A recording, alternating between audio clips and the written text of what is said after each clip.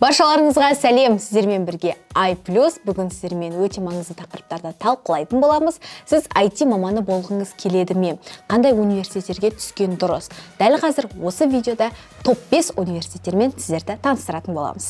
Қазіргі таңда IT өте жылдам дамып жатқан сала. Glassdoor деректері бойынша IT саласының мамандарының жалақысы $80,000 асады екен. Ойлаңыздаршы, Қазақстанда да өте жақсы дамып келе жатыр. Қазақстанда орташа есеппен IT мамандарының жалақысы 500,000-нан $1,5 миллион аралығын құрайды.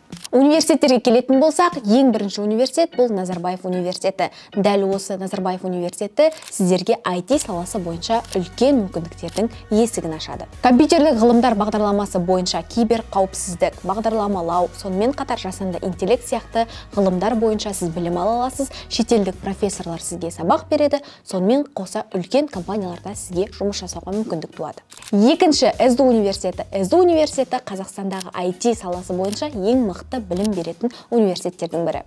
Software engineering, data science, big data сияқты мамандықтарды даярлайды. Мұнда сіз түрлі хакатондар мен халықаралық байқауларға қатысып, үлкен тәжірибе жинай аласыз. Үшінші университет Астана IT университеті. Астана IT университетінде 3 жылдың ішінде сіз бакалавр дәрежесін алып шыға аласыз. Бұл университет machine learning, web development, IT management сияқты маңызды бағыттарды оқытады. Бұл университеттің ерекшелігі стартап лаб жұмыс жасайды. Бұл жақта студенттер өз жобаларын қорғай алады. Төртінші ХАТУ халықаралық ақпараттық технологиялар университеті. Бұл университеттің 90% түлектері бірден жұмысқа орналасады. Себебі университет Oracle, Cisco, Microsoft, Huawei сияқты үлкен компаниялармен серіктестік орнатқан. Сонымен қатар мұнда data science, game development, сонымен қатар software engineering бағыттары бар. Бесінші КБТУ университеті, Қазақстан Британ техникалық университеті.